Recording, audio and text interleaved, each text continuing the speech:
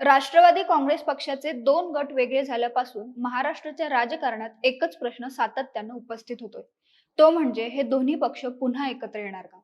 महापालिका निवडणुकीनंतर हा प्रश्न अधिकच जोर धरू लागला आणि आता उपमुख्यमंत्री अजित पवार यांचं अचानक झालेलं निधन, त्यानंतर सुनेत्रा पवार यांनी घेतलेली उपमुख्यमंत्री पदाची शपथ आणि अन्य राजकीय घडामोडींमुळे पुन्हा एकदा विलिनीकरणाच्या चर्चांना उधाण आले.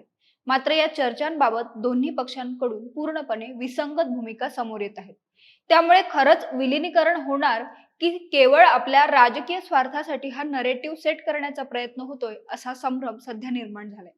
राष्ट्रवादी काँग्रेस पक्षाच्या विलिनीकरणाच्या निमित्तानं उपस्थित होणारे प्रश्न, शक्यता, पर्याय आणि निर्माण झालेली राजकीय परिस्थिती या सगळ्याबद्दल समजून घेऊया आजच्या व्हिडिओतून. नमस्कार, मी अवंती भोयर आणि कॅमेऱ्यावर आहे जयेश पाटील. दिनांक 28 जानेवारी रोजी उपमुख्यमंत्री अजित पवार यांचं विमान अपघातात दुर्दैवी निधन झालं. अजित पवार हे राष्ट्रवादी काँग्रेस पक्षाचे सर्वात मुख्य नेते, त्यामुळे साहजिकच त्यांच्या निधनाने अख्खा पक्षच ढासळला.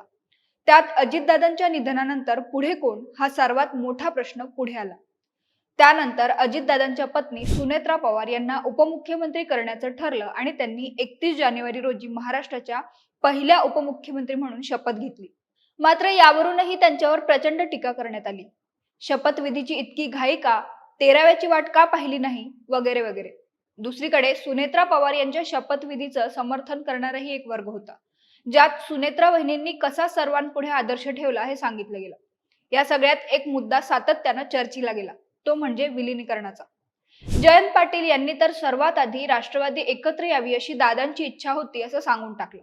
त्यानंतर शरद पवार यांनीही या चर्चांवर शिक्कामोर्तब केलं. गेल्या 4 महिन्यांपासून अजितदादा, जयंत पाटील, शशिकांत शिंदे अशा आमच्या काही सहकाऱ्यांची चर्चा सुरू होती आणि सगळ्यांना एकत्रित करण्याच्या प्रक्रियेच्या जवळजवळ पोहोचले होते.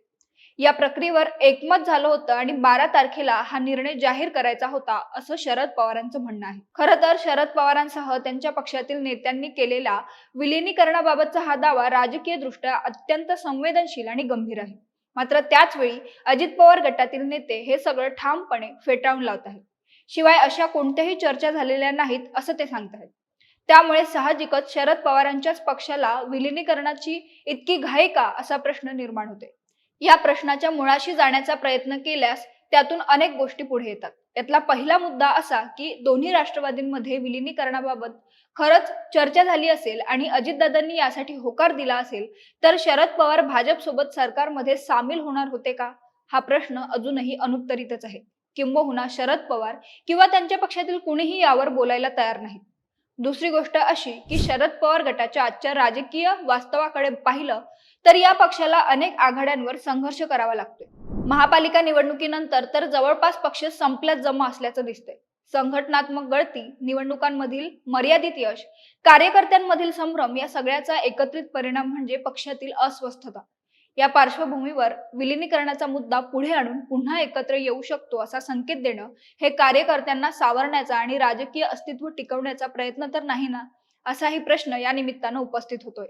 शिवाय दोन्ही पक्ष एकत्रित झाले तर अनेकांना आपणच पक्षाचे मालक असं स्वप्न पडण्याची शक्यता नाकारता येत नाही. त्यामुळेच विलिनीकरणाची ही धडपड असावी का? या उलट अजित पवार यांचा राष्ट्रवादी काँग्रेस पक्ष सत्तेत असल्यानं प्रशासनावरची पकड, संसाधनं आणि राजकीय स्थैर्य यामुळे त्यांना विलिनीकरणाची कोणतीही तातडीची गरज दिसत नाही. त्यामुळेच कदाचित ते या चर्चांपासून अंतर ठेवताना दिसतात.